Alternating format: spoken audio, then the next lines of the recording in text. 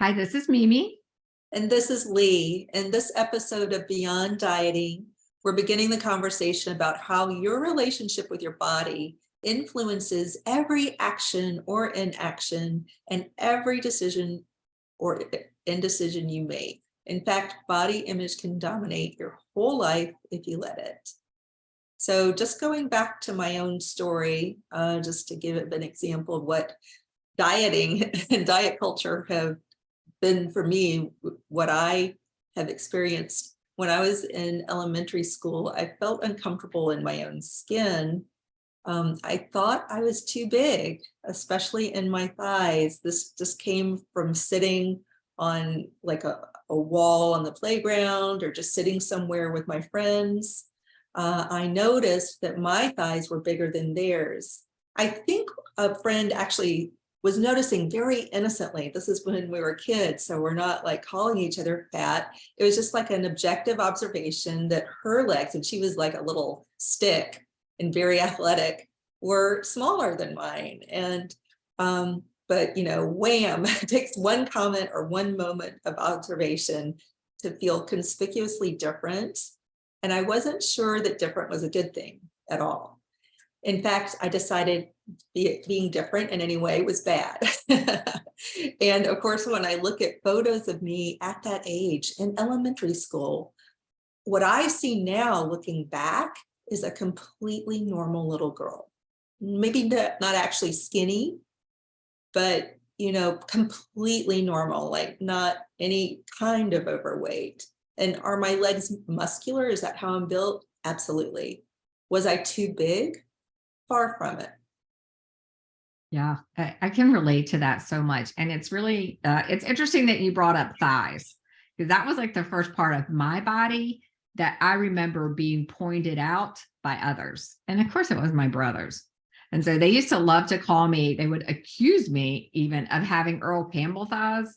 I don't know if you know who he was, but he was like back in the day, a football player who was super famous for having enormous thighs. Like it was just, they talked about Earl Campbell. Oh, he's got these like big thighs. So they would call me Earl Campbell thighs, or to make it even more fun, they would just say, hey, ECT. And like I had this cute nickname. And I'm sure, like, I'm not trying to say like they were trying to be mean. It was just sort of that like sibling teasing and rivalry. And it probably in their mind, and maybe even in mine at the time, just felt like that's kind of like fun and camaraderie. Oh, that's like your little nickname. And I think that that's part of what has gotten us to where we are now. This idea of like fatness and size, there just seemed like that's an easy and it's an okay thing to tease about and make fun of. Like in movies, like anywhere, it just became a part of our consciousness that you could tease and joke about being fat. But those words stick. They're in my memory bank forever, right? I'll always have this feeling about my thighs, which look, they're not the thinnest. I've never been a stick person. I'm curvy. So I just had to learn how to appreciate my thighs in a totally new way. So I totally get that, Mimi. I'm like, why are we even talking about thighs? Yeah. Here we are talking in Beyond Dieting, and let's just like jump into our conversation, about thighs. And it really isn't about thighs, right? We're not talking about thighs. We're talking about like the early memories that we have and these early experiences that shape how now we feel about ourselves as women, and how we feel about our bodies, and how we feel about people talking about and noticing our bodies. And it's these feelings of wrongness or badness, I'm like air quoting like crazy over here, or difference, that really set us up in our belief systems. They're deeply rooted and shape how we feel about ourselves in a way that's really hard to shake. Yeah, it's definitely something that sets you up from the get-go. It has this domino effect, like that first time that you're made to feel different in that particular way. And just real quick, I want to make sure that the audience understands who we are, because we believe that you can be any size and be healthy. That you can work on your health and your well-being no matter what your size or shape is. We're not pro skinny thighs at all. Mimi and I were both, we have more of a muscular build. I don't know. And I'm grateful for that because I am really strong for my height. I can lift some weights and I can carry heavy suitcases and I can do planks and just all kinds of things my body has done for me, no matter what size I am. I've been thin in my life and I've been like quote unquote normal, and I've been definitely decidedly overweight. And at all those sizes, my body was so good to me and did so much for me. So I just want to set the tone early in this podcast that we are not advocates of small thighs.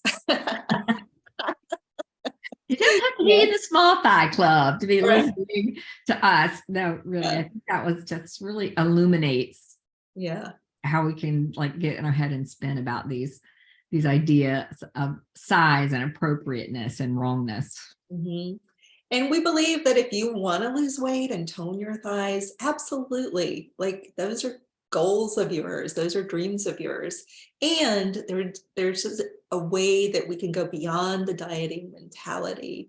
So, we were talking about these early memories we have, and many decades later, we can see how these early memories have been shaping us forever, ever since they happened. And working with so many women over the years in our coaching business, we see these same beliefs about their bodies that they have, usually beginning when they were younger or maybe much younger, and how these beliefs negatively impact each precious day of living their lives. We've watched hundreds of beautiful, smart, strong, interesting, and fun women absolutely crumble when they start talking about their weight or their bodies. Their whole tone shifts, the way they, their body language shifts. We see this in our Zoom calls and working personally, like everything shifts when they start talking about their body image. And often these same women, are very confident about themselves in other ways, in other parts of their lives, like parenting, career, spiritual life, hobbies, social connections. These women are strong, really strong, and go-getters in other areas of their life. And they've been go-getters trying to chase the diet industry to the next thing that's going to be like a silver bullet. And they failed over and over again. Maybe they do lose weight, which so many women are weight centered. We'll talk about weight, but maybe they do lose weight, but they can't keep it off. And then they feel a lot of shame about this. And we're just done with that. Done with it. Done. Yeah. And I think part of the issue, Lee, is that we how we think about ourselves, how we think about our bodies, how we see ourselves and our bodies is really tied to how we think other people think and feel about our bodies. That, being big means other people think of me in a certain way, and so we let that then start to inform how we think about ourselves. Like we allow those opinions that other people, we're putting them in their heads. We don't even know if they're thinking about them at all, but we allow that to really diminish what we think we're worth, what we think is possible for us, and what we think we're capable of accomplishing. So it's like we've taken on these perceived perceptions of other people and let them, affect us in a way that really is, we're talking about staying hidden and being small, and it really makes us play a lot smaller in our own lives. Exactly. Feeling bad about your body makes you stay hidden and small, whether you're fully aware of that or not. If that's an area that's always felt shameful, or you haven't felt like you've gotten the results long-term that you wanted, or you're just doing a lot of compare and despair to other women who are airbrushed and have all kinds of maybe medical lifts and medical help, cosmetic medical help, you may be comparing yourself to the wrong person, because you really shouldn't compare to anyone at all. But feeling bad about your body, I'll just repeat it again, makes you stay hidden and small. And as a result, you're living a hidden and small life in some ways, maybe not in every way. But there are places when you feel bad about your body, you've got this hidden and small energy. There definitely are ways that this will crop up as hidden and small energy in your life. And our goal is to help you expand your life so that you can play big in life, stop playing small. We hope to help you to more fully step into your life like you are the main character in your own life instead of the sidekick best friend who is only there to support the main character's dreams and accomplishments instead of, their own. And, Mimi, we've seen this phenomenon. Yeah. The sidekick energy was really brought home to us in our business coaching, even in our divorce recovery coaching. We discovered, during these coaching sessions that women seem to stall out on their dreams over and over again. And we couldn't understand why. We realized that, maybe one of the bigger roadblocks was how they thought about their bodies and their looks, which you don't think when you're, starting a business or trying to make more money or get ahead in any way. Like, how would my body image impact that really? They don't seem necessarily connected to a lot of people, but we're here to tell you that one of your roadblocks that's keeping you from, reaching your dreams in a lot of areas could well be a negative self-image or body image. Now, not every woman has a really negative self-image, but there are way too many women who do have that. Yeah. That's why Lee and I decided something's got to be done about this. Let's have these conversations and let's talk about it. One of our goals is really to help women get empowered financially. We want money in the hands of every woman out there. And that's why we do a lot of business coaching. So what we've found often is what's stalling women in improving their finances is this kind of hidden body image stuff. So we wanted to help them stop staying hidden. We want to help you stop staying hidden and small. Really start taking some big steps and some big strides. Find your unique genius, whatever it is that's unique and special about you. And how far can you take that? How many people can you share it with? What if you didn't limit yourself at all? So that's our goal. That's what we're going to be talking about, throughout this whole podcast, this whole idea of beyond dieting. What if you didn't stay trapped in body image gunk and could just say, nope, I'm letting go and I'm moving on. Right. And so this episode really is focusing on introducing ourselves and our philosophy.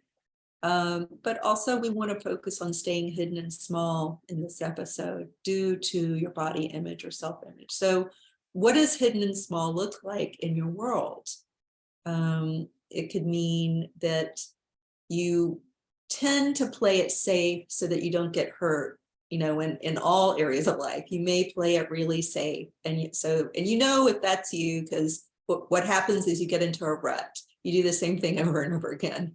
Same clothing style, same hairstyle, same activities. There's a lot of sameness. That's definitely a sign that you're trying to stay safe in life. And maybe you have dreams that if you could just get out of that bubble, get out of that safety, maybe you're overly safe, you could go further with any of your dreams, anything you want to do.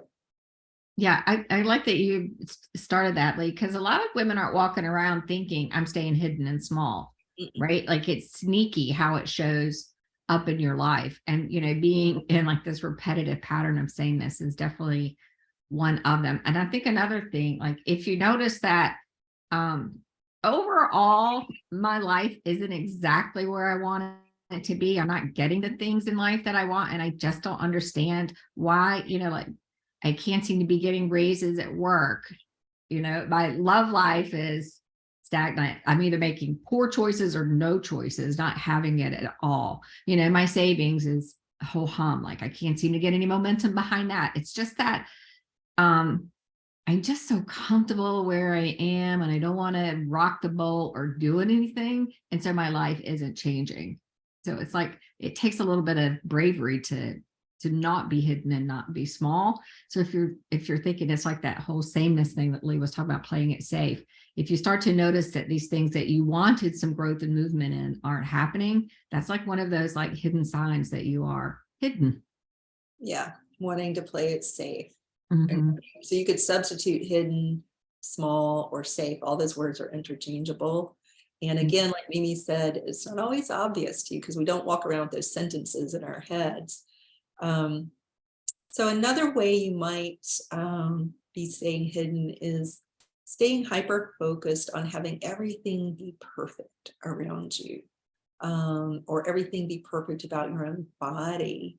But you don't, maybe you have an image of perfection. Maybe it's one of your friends, like, oh, if only I could look like them and have their, or maybe it's a movie star, or just all the media we're inundated with. You have like this mental image of perfection, and you feel like, I definitely don't look the part. Yeah, Lee, I have a perfect example of my own life. This was me in my early to mid 20s, probably, where I was probably looking as smoking as I ever looked in my whole life, right? Like I was like living the dream, single, hanging out in Boston, great friends, dating this really fun, adorable guy who's like, hey, come to my family's place in Bermuda. Like an invitation I never in my wildest dreams thought somebody was going to be saying, come to my family place in Bermuda, right? And instead of like being joyous and excited, and this is going to be so much fun, I went into total panic mode. I was like, I didn't have any money. I was like scraping by to make it in Boston, a very expensive city. And all I could think is like, I don't have the right clothes. I'm not going to look right. Everybody's going to be this like country club set, and I'm not going to fit in. And I just spent like all of the weeks leading up to that, like saving all my money, pinching, wanted to get the right things. And one of the things we were going to do was go to their club and play tennis. I was like, what in the world? And he's like, oh, you have to have tennis whites to play there. I was like, I'm just like way out of my league, right? And that's all I could think and feel was like, I'm so out of my league. But I went and got it, everything packed up. And we get there to go play tennis. And I forgot those little panties that you have to put underneath them, because back then it was all little tennis skirts. I was adorable.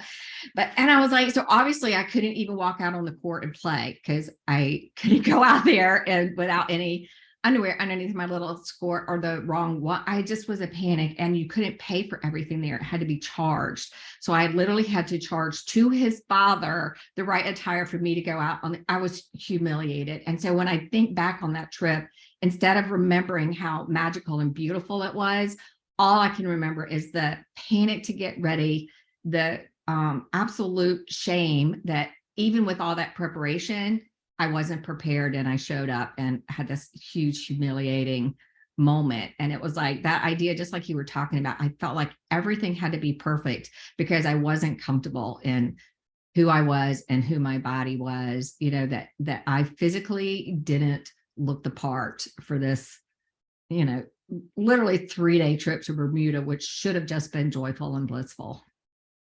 Yeah, Mimi and I were roommates in Boston when this occurred, and I remember Mimi was so almost seeming irritated that you had to go. I know. My heart aches for that, young woman there. And I just also want to shake her and be like, you were so cute. I was like, so Mimi beautiful. was adorable. Man. Let me just insert here. I knew Mimi and knew exactly what she looked like at that time. Mimi was adorable. And like, yeah. And I couldn't, I just couldn't trust it. Right. I couldn't. Yeah. And I'm like, I'm a pretty positive person. Like I didn't have any doubts about my intelligence or ability, but that was a big moment. I know I talked I went long, but it's like, it's so.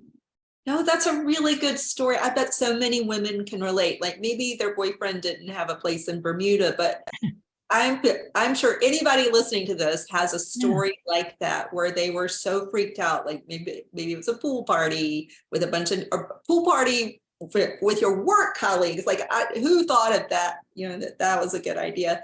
But that's certainly come up for me, and I'm sure women can relate, and it's only by sharing our stories that we really see like, oh, we're all in this together and something's wrong. It's not us. If this many women have these stories, the problem is not us. The problem is not us. But let's go into some other ways we stay hidden and small. Some women, many women, I would say, spend more time focused on other people because they don't want to put the attention on themselves because they're very uncomfortable with that. They don't want to be the center of attention because of their self-image issues. And a lot of those have to do with body image. Yeah, they wear that like I'm a people pleaser badge, like with honor, right? Like, well, you can do nice things and still focus on yourself and spend a lot of time focused on yourself. That's a good one. And another one is if you're the person that plans and plans and plans and plans, but you never actually do anything, it's like, you know, it's like, oh, my plan's not quite right. I'm still working on it. You know, like I'm not ready to jump into whatever this project is because I'm still in the planning phase. You know, that's like, it's a real playing it safe. Going back to the very first one you brought up, right? Is if you find yourself just stuck in planning mode, that's could be like a big clue. Mm-hmm. And another one is like you just keep repeating the same self-sabotage patterns. And I know you're not walking around thinking, oh, I've got self-sabotage patterns, you know, but if you find yourself, you just keep repeating the same pattern and you are tired of it and you can feel like this exhaustion that I keep doing this same thing. Like that's another really big clue. And we're not talking about diets at this point, like trying diets and self-sabotaging a so-called diet. We're talking about just in your life in general, you have some goals, some things you really, really want to do or be or become, or, you know, whatever it is. But you want some things in your life, let's just put it that way. And then there's this pattern, this funny pattern that you've started to suspect you do have a pattern and that you somehow sabotage your efforts to reach some of your goals. This is absolutely connected to self-image and body image for a lot of women. So I can think of one example for this one. So one of my goals after my divorce was to create community and get to know some new people. And, you know, this group of moms embraced me, you know, when we moved and my youngest daughter was in the school system there, and they were trying to include me in everything. They were really sweet. But there's this one woman, it's kind of similar to yours, Mimi, in that, you know, I was hanging out with a lot of very well-to-do people who were not divorced. So their sense of what you spend on a vacation or what kind of hotel, or in this case, a resort, fancy resort you go to is very different from mine at the time. And so at the end of the year, the end of the school year, this one mom sent around an invitation, was sweet enough to include me. And we were all going to go to this fancy resort in Virginia with our daughters to celebrate the end of the year. Now, is that what I would, you know, initially think was a good thing to do for my daughter, you know, graduating elementary school? That would not have come into my mind. But the idea of going with these people, I knew my daughter really wanted to go. She was very excited about it. But here's how my mind started to work with this. Not only was I a little uncomfortable with these people just because I felt so down on myself and had so many self-image, self-esteem, self-worth issues at that time, but we were going to be in bathing suits pretty much 24/7.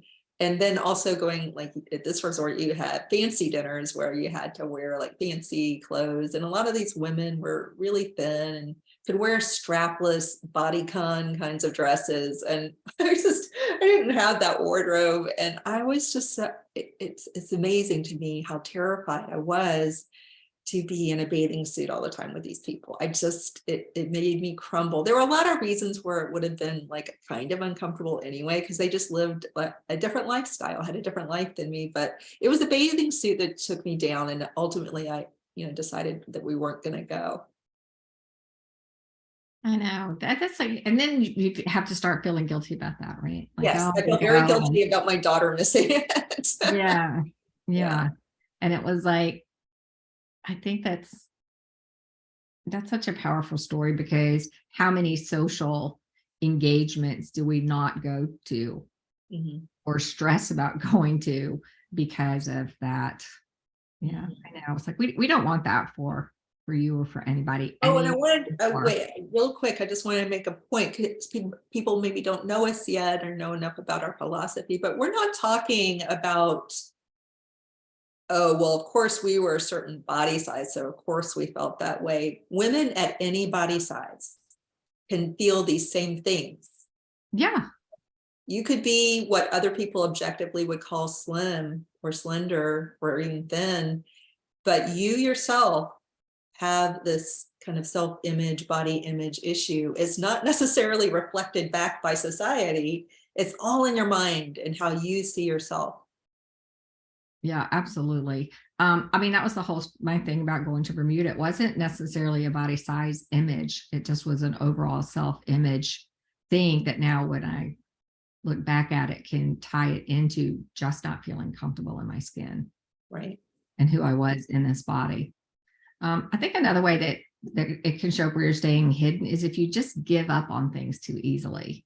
You know, like if you try something and you're not good at it, and so in your mind you have failed at it, that's like proof. Like, oh, see, I knew I shouldn't have tried that. I knew I shouldn't have put myself out there. You know, I should have stayed hidden and small, even if that's not what you're saying, you know, but that's a sign. It's like you take every failure as proof, or it's kind of like the opposite.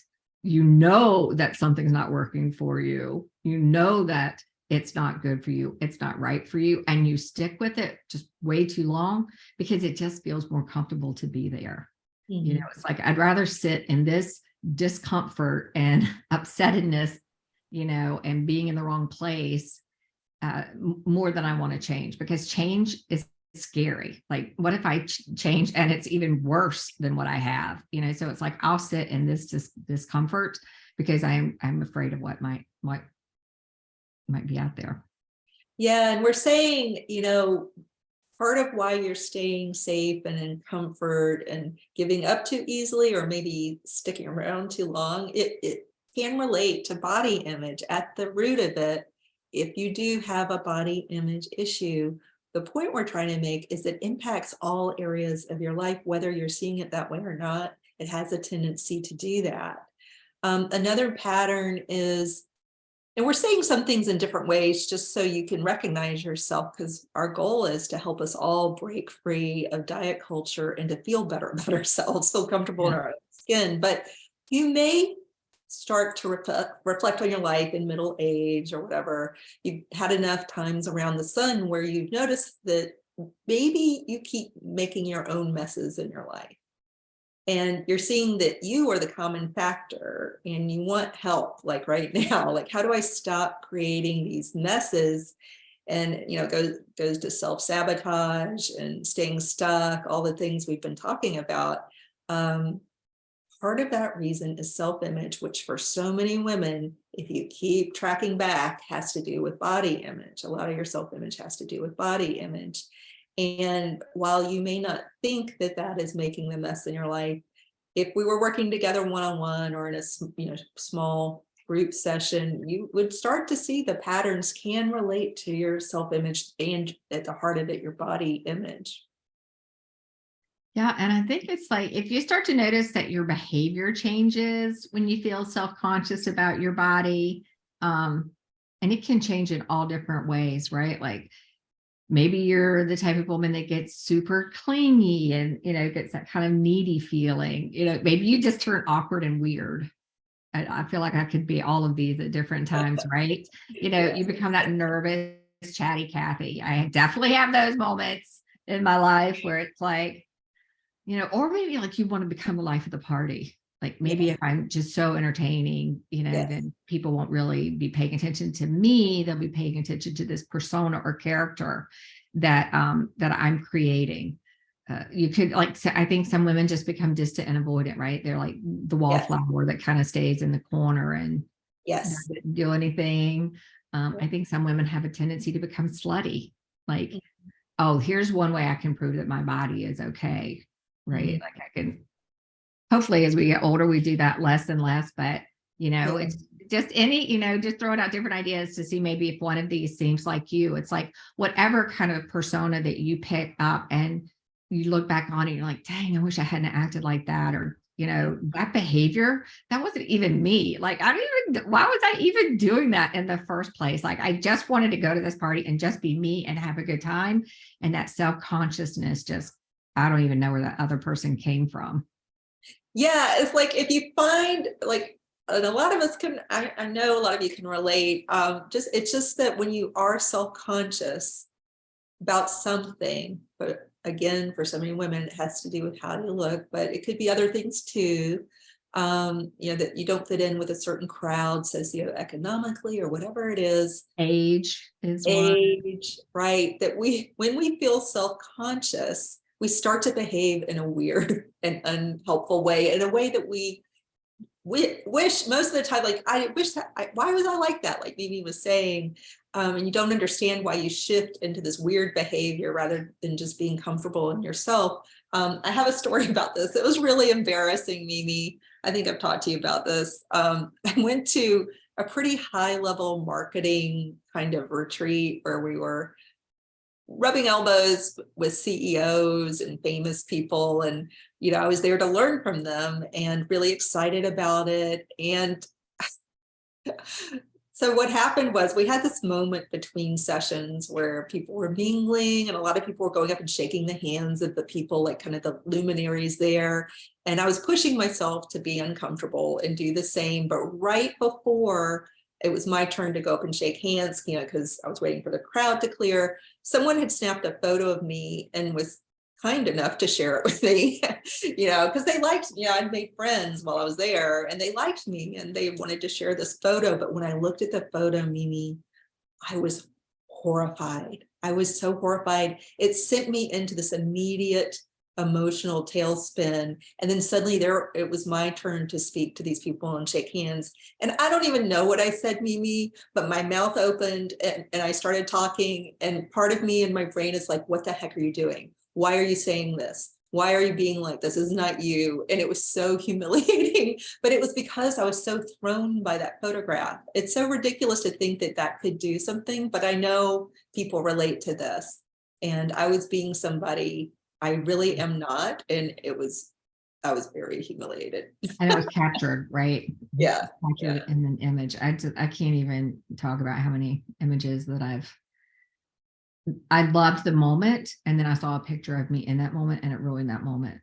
Yes. Right. It's just, Yeah. it's So, tough.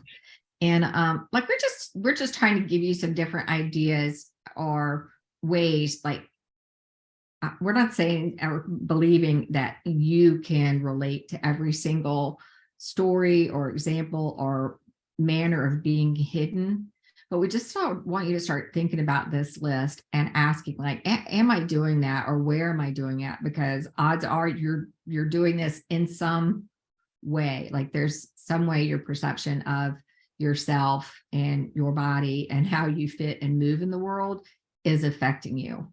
So, I mean, you might be sitting there thinking these real life issues have nothing or very little to do with the way I perceive my body. But, just kind of take a moment and think about it, because it's uncovering those thoughts and those beliefs that allow you to get rid of them and to get out of this staying small pattern. yeah, because again, the way you feel in your own skin, if you're at all uncomfortable doing, maybe due to, your education level, your experience level, it could be anything. You don't like your teeth, you don't like your hair, whatever it is, those areas of discomfort. We are here to tell you that if you are uncomfortable in your own skin, that this will alter all these things like relationships, your career, your bank account, your daily sense of well-being and happiness. Your body is your ultimate and only home in this world. It plays a big role in our life. We are only alive because of our bodies. And your body represents you publicly to the world. It's your vehicle for action, for showing up. Yet so many of us are delighted to find ways to hide this vehicle. The thing that actually allows us to live and do the things we do, we want to hide.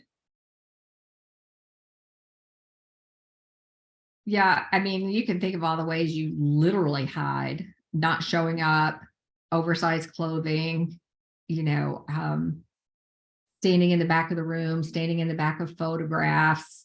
There are, really tangible and physical ways that, you can find to literally hide your body. Yeah, we literally camouflage ourselves often. Yeah. Photos are a good example, but even in clothes, sometimes if you don't feel great about your body, and again, it doesn't matter what size you are, you might wear really baggy, kind of shapeless clothes, not because you think that's a great style, but it's what you feel comfortable wearing. Yeah. Um, And it's like you're literally at war with yourself. You're at war with your body or other aspects of your being and who you are. You know, even if it's not, it doesn't look like a bloody war. It could just be like a Cold War standoff where, you know, you're just in a bad relationship with yourself in a very fundamental way. And if you are in this state of internal warfare, your mind is not the same mind as someone who is comfortable in her own skin or in her body. You simply can't have the same confidence overall when you are at odds with yourself and your body. And this lack of confidence is what helps to keep you hidden or prevents you from getting where you really want to go.